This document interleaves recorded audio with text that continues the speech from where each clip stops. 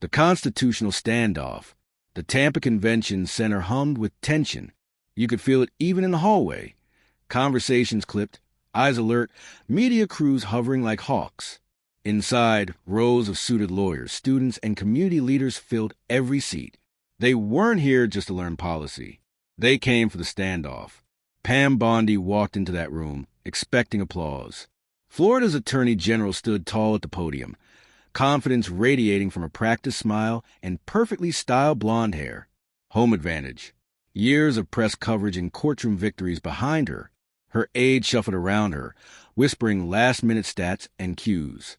Across the aisle sat Congresswoman Jasmine Crockett, black blazer, natural curls pinned back, a former public defender from Texas with nothing but a closed file on the table and calmly folded hands. No aides, no whispers, just waiting. The difference was striking. The symposium's theme, prosecutorial reform and public trust. But everyone knew this wasn't going to be a dry policy talk. Not today. The moderator, a middle-aged professor from Tulane, already sweating through his collar, tapped the microphone nervously. We're here to discuss the evolving balance between law enforcement authority and constitutional rights. A conversation that demands both honesty and humility. He called on Bondi first. Thank you, Professor. She began with a slow, controlled step to the podium. And thank you to my colleagues, especially Congresswoman Crockett. I appreciate her presence, though I'm not sure we always agree on what justice means. A few nervous chuckles rippled through the audience. Crockett didn't flinch. Florida's justice system is built on accountability. Bondi continued, clicking through slides of crime statistics. Prosecutors here are allowed to do their jobs without being handcuffed by political agendas. We don't soften sentences to look progressive. We protect our communities. Her voice carried across the silent room. Violent crime prosecutions up 12%. Repeat offender cases tracked more aggressively. Conviction timelines accelerated in high-crime counties. She turned directly to the audience, making eye contact with those in the front row. Now, I know some critics believe we're being too harsh, not empathetic enough. But when your child been shot by a gang member released early due to reforms, empathy won't bring them back. Swift justice might have prevented it. The room shifted. Chairs creaked. A few heads turned toward Crockett, waiting for a reaction. There was none. I admire passion, Bondi added, glancing sideways at her opponent. I know Congresswoman Crockett brings plenty from her days as a public defender, but theory is different from governance. It's easy to argue from the sidelines, harder when you're responsible for real lives and real safety. Bondi wasn't here for debate. She was here to win. But Crockett looked like she was still waiting for the real game to start. The moderator thanked Bondi and turned toward Crockett. Congresswoman, your thoughts? Before she even opened her mouth, a hush fell over the room. People leaned forward as she tilted her head slightly and placed one hand lightly on the microphone. But Bondi wasn't finished. She stepped back to the podium with that practiced smile, the kind you wear when cameras are rolling and you're about to land a headline. I appreciate the Congresswoman's presence, she began again, voice firm but with a polished southern lilt. And I truly believe we need varied voices in this conversation. But we also need experience and accountability. She glanced sideways at Crockett. I've been in the courtroom. I've dealt with victims' families crying in waiting rooms. I've seen what happens when prosecutors are micromanaged by political ideology. It doesn't end well. The silence carried weight as she paused. We're facing a moment where the loudest voices are often least informed by outcomes. It's easy to argue for more second chances, reduced sentences, questioning law enforcement at every turn. But those talking points don't hold up in real courtrooms. She clicked to a new slide. Let me show you something. This is data from Broward County. Last year, our office prosecuted over 400 violent felonies. Of those, 89 involved repeat offenders previously offered diversion or reduced sentences under new reform policies. 89. The number alone carried the sting. And now we're told by people who've never sat across from a mother who lost her son to gang violence that these reforms are working, that our system needs to be more humane, that we need to slow down prosecution to protect the accused. Her voice hardened. But who protects the victims? Who speaks for them? Then came the pivot, the attack. I know the Congresswoman's background. Public defense, a valuable role, no question. But let's not forget the job of a public defender is to delay, to negotiate, to minimize. That's not policy. That's strategy. That's not accountability. That's tactics. She turned fully toward Crockett. Now, respectfully, Congresswoman, when you speak about justice reform, I think we should ask, from what side of the courtroom are those ideas really coming? The air in the room went tight. No more shuffling, no more note-taking, just silence and stares. Crockett didn't react. Not a flinch, not a breath. Just stared back, calm and still. Bondi leaned into the microphone for her final blow. It's one thing to speak on behalf of someone wrongly accused, but what about the young girl attacked walking home because her assailant got bail under a lenient policy you supported? Who fights for her? Who defends her future? It was sharp, personal, loaded. Some in the crowd looked down. Others exchanged glances. Bondi had overplayed her hand. The room felt it. We cannot allow political fashion to rewrite the rules of justice, she concluded. Florida won't, and I hope the rest of the country learns from that. Polite applause followed, forced, scattered. People clapped because they were supposed to, not because they agreed. Then the moderator said, Congresswoman Crockett, you have the floor. Jasmine Crockett exhaled once through her nose, adjusted her microphone. Still no notes in front of her. Still no reaction on her face. She leaned forward slowly, placed both palms on the table, and looked out at the room. Not at Bondi, not at the moderator, at the people. When she finally spoke, her voice was steady and unforced. I want to thank Attorney General Bondi, she began, pausing just enough to let the tension hold, because she reminded all of us that justice isn't just about data. It's about lives. And yes, I know those lives, too. No flash, no theatrics, just words that hit with the weight of truth. I didn't start in Congress, she continued. I started in Dallas County, working 12-hour days defending people who couldn't afford a voice in court.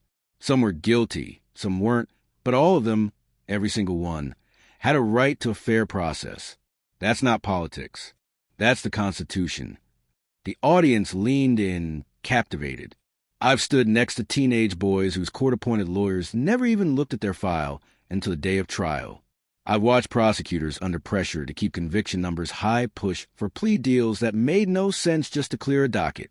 That's not justice. That's paperwork, and people get buried under it. Bondi stifti din herseat, arms foldita ita cross herches. An attorney general Bondi want to talk about experience. Crockett said, now turning slightly toward her. Let's talk about what experience actually means. It means knowing what it feels like to visit someone in county loco upon a Saturday morning ansia motor crying outside the cause de one telehearing. It means looking into the eyes of a 17-year-old and realizing that one bad public defender and a rash docker used took away 10 years of his life. It means knowing how the system works, not used from a podium, but from the floor where people are crushed by it. That landed. Hard. Bondi interrupted. Voice cut intro. So, your solution is to make it harder to prosecute violent offenders? That's your fix? Crockett didn't blink. No, my solution is to stop pretending that harsher and faster means better. We can be tough on crime and still respect due process. We can protect victims without trampling on the rights of the accused. These aren't mutually exclusive, unless you think fairness is weakness. A low murmur from the back of the room. Someone whispered, says not wrong. Bondi responded, arms still crossed. That sounds good in theory, Congresswoman, but when you got bodies on the ground and families demanding justice, theory don't help. Crockett looked directly at her. You think you don't know what grief looks like? Even watched a motor scream outside a courtroom after her son got 25 years for stealing a UC car. Even sat across from a girl who was assaulted and told by law enforcement so I vote we believe the cause of who her attacker was. Don't you that suggest you don't know pain. Her voice lifted, not yelling, not dramatic, use firm, rooted in conviction. Pain don't make good policy. Pain makes people demand action. But action without principle? That's how we get mandatory minimums that destroy families. That's how we get 3-strike laws that lock people up for stealing diapers. That's how we get prosecutorial practices focused on conviction rates instead of community outcomes. Bondi opened her mouth again, but Crockett could hear off cleanly. You said public defenders the lie. Minimize, ni ghost cheer. You're right, because the system is built to cross people if they don't. You call that tactics. I call it survival. A pause. Silence filled the space between them. Crockett sat back. Let the air settle. Then added calmly, you want to make me a villain because I stood beside the accused. I'm not ashamed of that, because I was standing beside the Constitution. You soul tried sometime. The moderator looked rattled, fumbling with his pen, and stood whether to pause the exchange or let it run. But the room admitted the decision. No one moved. No one spoke. A lie stood on Crockett.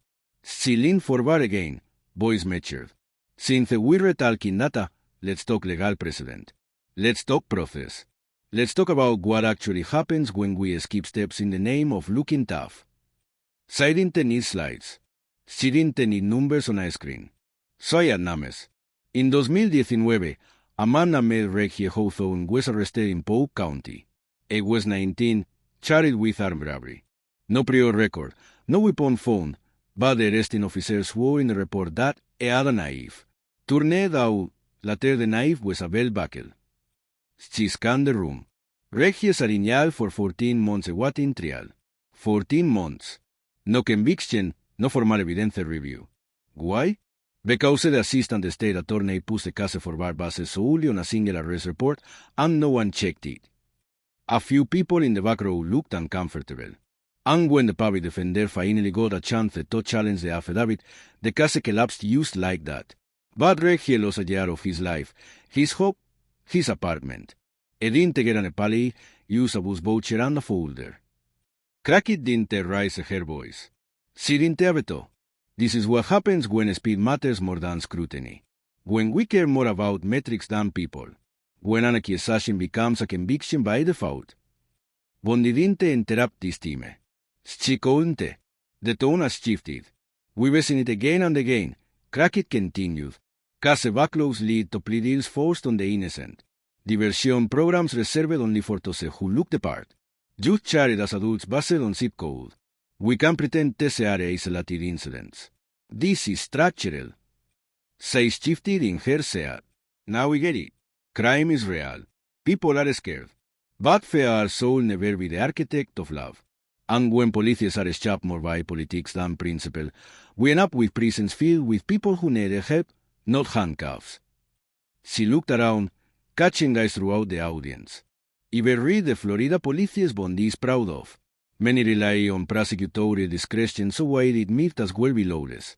In Miami-Dade alone, over 60% of cases involving first-team and non-violent offenders were resolved through plea deals that required them to plead guilty to a felony used to go home. That follows them forever. Jobs, housing, voting rights. For what? Bondi, trying to regain ground, leaned toward her microphone. Are you saying we should use to stop prosecuting? Let people of the oak. Crockett turned to her, steady. I'm saying justicia has never meant punishment for punishment's sake. I'm saying we have to stop pretending that accountability only looks like a prison sentence. You talk about protecting victims. What about the kid who gets swept into the system at 16 for a non-violent charge, then can't get a job at 22 because of it? What about their future? Then stay pose. Her tone shifted, softer, slower. Y bécame a public defender no because they wanted to help criminals. Y bécame one because they wanted to protect the Constitution from being treated like an inconvenience. Because when people are afraid, they're willing to trade away rights they don't think they need. They turned back to the audience. But one day, someone you love need those rights. And when that day comes, you want someone at the table who didn't buckle under pressure. Someone who didn't let politics get louder than principle. The silence after that was thick. Even the moderator looked unsure how to continue. Bondi leaned forward, agitation cracking her composure. So now we're rewriting the Constitution. So I said, injecting sarcasm, or maybe you editing out the parts that don't match your narrative. Crockett didn't move. It's easy to cherry-pick stories, Bondi continued, and lives zu regie haptornes case was difficult, but let's not pretend to saurier the fine the system. For every regie, there are dozens of families given justice through fast, decisive prosecution. They are not planning about conviction speed. They're thanking Wes for it. Her voice had grown louder, losing the lavier's measured rhythm. The room picked up on it. And while the congresswoman talks about the process, people in my state are burying their children. That's not theory. That's real. And they don't want more delays. They want action. She paused, scanning for approval. Fewer people met her gaze. Crockett waited a bit, then leaned forward. Let me tell you about another child, she said calmly. 6-year-old Mae Coleman. She was caught in a crossfire in Tallahassee 2 years ago. Her shooter never convicted. Why? Because prosecutors mishandled the forensic evidence. They were in a rush, wanted to close the case in under 30 days. They had a suspect and a pre-release ready before the lab results were even in. Say exhaled. And now Maria's family visits a grave, and the real shooter is still walking free. All because someone was more worried about appearing efficient than getting it right.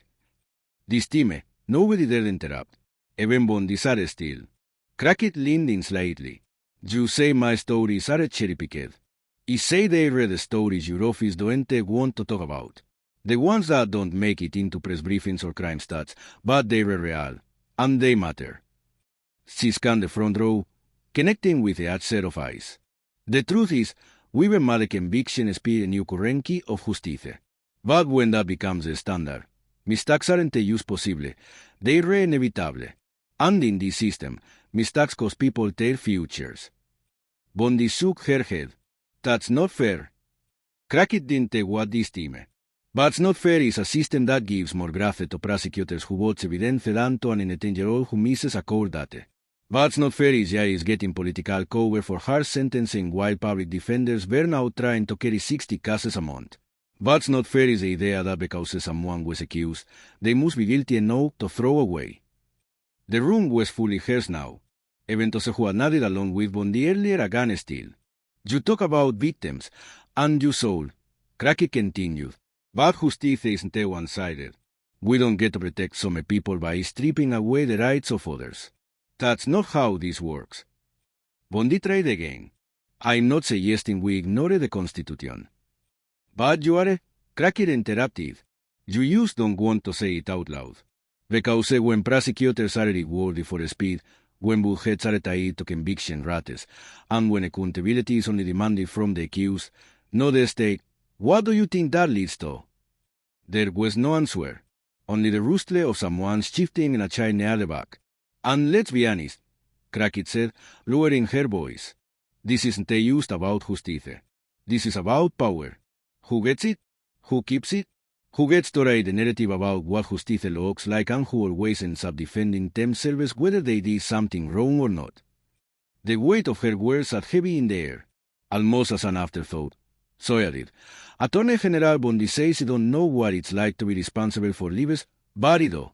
And unlike her, he don't get to send people away and move on. He still remember every name.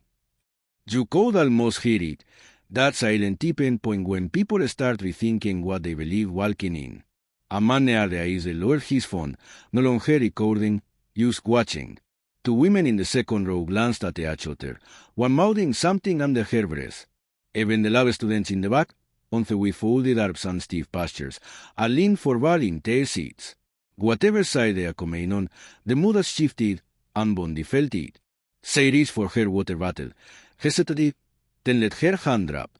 Her pallid exterior cracked. Her smile was gone. So it looked like she was calculating what to say next. But Crockett didn't give her the chance. Let's not forget, Florida has one of the highest rates of wrongful convictions overturned in the country. You can't fact-check that. Look at the Innocence Project. Look at how many men were released after spending decades being bars for crimes they didn't commit. Heads nodded. Not performatively this time, but slowly, like they were processing something they hadn't really considered before. I'm not saying every prosecutor is reckless, Sy continued. I'm saying when you give people unchecked power, you also give them unchecked room to fall. And when they fall, it's never their life on the line. It's someone else's. An older man in the front row raised his hand halfway, like he wanted to say something. The moderator noticed but hesitated. This was the kind of panel you interrupt. Bondi cleared her throat. With all due respect, so I said finally, I think you're representing a very selective picture of our justice system. Our prosecutors work hard, they care, and they don't get no credit for what they do. Crockett nodded slowly. Then why are they afraid of transparency? That question didn't get an answer. Not because Bondi didn't tell everyone, but because the room what I would say, and the Bondi bien know. If your policies are fair, Crockett added, let the public see how you apply them. Publish the data. Show us how raise, income, and the area affect sentencing. Because if everything is above board, there should be nothing to hide. Someone clapped, used one, but the sound could like it to crack something open. Then another. A few seconds later, light applause rippled across the room. Bondi tried to recover. We have oversight. We have internal reviews. Internal oversight isn't the oversight. Crockett Curin. That's like grading your own test and declaring yourself valedictorian. That line landed. Even the monitor let out an audible breath. Half laugh, half disbelief. You can build public trust behind closed doors, Crockett added. You can't say you're for justice the only people you listen to are already sitting in your office. Bondi didn't respond. She leaned back, crossed her arms. A woman in the third raised her hand. Can I ask a question? She said directly to the moderator. He looked hesitant. Go ahead. The woman stood, early 30s, blazer, not a book in hand. Congresswoman Crockett, what do you say to people who are afraid, who just want to feel safe and don't trust that reform want to make things worse? Crockett turned fully toward her. That's a fair question. And it's exactly why we have to get this right. Because safety doesn't mean building more jails. It means building systems that work. You want fewer crimes? Invest in mental health care, in education, in economic opportunity. Let's not pretend we can police our way out of problems we never address. The woman sat down slowly, thinking hard. But what cemented the shift wasn't just Crockett's words. It was Bondi's silence. And silence in politics speaks louder than most things ever said aloud. The panel ended 15 minutes early. The moderator thanked everyone for attending, voice shaky as he tried to tie a bow on what had clearly gone far off script. Bondi stood up first. She didn't make eye contact with Crockett. She didn't smile for the cameras. She just whispered something to one of her aides and made a quiet beeline for the side exit. Crockett stayed seated. People lined up near the stage to speak with her. Students, public defenders, even a retired judge who waited patiently just to shake her hand. Outside the convention center, the air was hot and heavy. A reporter from a local station was already setting up, talking hurriedly into her mic as her cameraman adjusted lighting. Within the hour, clips from exchange started appearing online, first on smaller accounts, then national outlets. One clip in particular caught fire, Bondi's line about Crockett defending the accused, followed by Crockett's cold, exact reply. I was standing beside the Constitution. You should try it sometime. The comment section flooded immediately. Lawyers, activists, veterans, college kids, even former prosecutors chimed in. Some defended Bondi, saying she was just being tough on crime. But most couldn't stop talking about how cool, clear, and brutal Crockett's logic was. Not cruel, not dramatic, just precise. And it hit like a gavel. Within 24 hours, the clip passed 500,000 views. Then 1 million. Cable news picked it up. A legal podcast broke it down beat by beat. Hashtag started trending. Hashtag Legal Clinic Crockett. Hashtag T versus Bondi. And even hashtag Stand with the Constitution. Meanwhile, Bondi's office issued a short press release. Attorney General Bondi was honored to participate in a robust exchange of ideas at the Tampa Legal Symposium. She remains committed to keeping Florida communities safe. No mention of Crockett. No reference to the tension. Certainly no sign of the viral moment that now had her name trending for reasons she hadn't anticipated. Back in D.C., Crockett didn't do a victory lap. She declined interviews for 2 days. When finally asked by a journalist in the Capitol Rotunda if she felt vindicated, she just said, "It's not about me. It's about the people who don't get invited to speak at those tables." But the calls kept coming. Law schools invited her to keynote. Advocacy groups used her clip in training presentations. Even a conservative columnist reluctantly admitted Crockett raised legitimate questions about how we define justice and whether speed should ever come before scrutiny. Inside legal circles, something subtle started shifting. Prosecutors who had dismissed calls for transparency began to notice the public was listening more closely now. People cared not just about crime, but about how justice was delivered. 2 weeks later, a student-led forum at the University of Florida invited Congresswoman Crockett to speak. No national media, no cameras, just folding chairs in a lecture hall and a modest audience of law students, professors, and curious undergrads who had seen the viral clip. Crockett arrived alone. No aides, no fanfare, just a worn leather notebook and the same calm demeanor from Tampa. She didn't open with a speech. She opened with a question. How many of you have ever sat in a courtroom? A few hands rose. How many of you have ever represented someone you didn't like? Someone who made you uncomfortable? Fewer hands, but one or two still went up. She nodded. Good. Because justice isn't about comfort. It's about commitment. And you can't be committed only when it's easy. The room was still. I'm not interested in being viral, she said.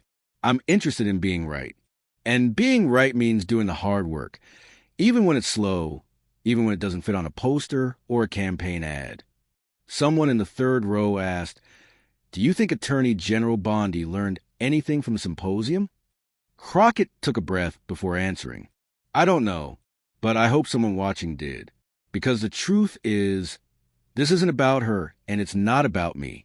It's about a system that will keep recycling the same injustices unless enough people speak up, even when it's inconvenient. She paused, looking across the faces before her. You want to be a good lawyer? Learn the law. But if you want to be a just lawyer, learn the people the law was written to protect. Learn their names. Learn what they've lost. Because the system will always have defenders. What it needs, what it's always needed, are challengers. Someone clapped. This time, no hesitation. It wasn't the roaring applause of a viral moment. It was a quiet, solid kind. The kind that sticks. Outside, it was raining lightly. Students followed her to the parking lot, thanking her, asking for reading recommendations, offering to volunteer. She told them to stay sharp, to stay uncomfortable. And she said something else that didn't make it to the news cycle, but stayed with everyone who heard it. When someone tries to shrink you down, when they try to tell you your voice is too loud, too radical, too inexperienced, it's probably because they've grown too comfortable in their power. And power never surrenders voluntarily. You have to challenge it over and over again. In the weeks that followed, several state-level legal reform bills that had stalled began to move. Public defenders in smaller counties pushed harder for budget reviews. Prosecutors quietly called meetings to discuss internal policy shifts. Law professors rewrote sections of their lectures to include what happened in Tampa, not as a victory story, but as a case study in composure, knowledge, and confrontation. Because what Jasmine Crockett showed that day wasn't just legal brilliance. It was patience. It was principle. It was the kind of clarity that doesn't come from ambition, but from knowing exactly why you sat down at the table in the first place. And in a time when spectacle often replaces substance, that kind of clarity doesn't just shift a room. It echoes. If you enjoyed this story, don't forget to like, subscribe, and turn on the bell.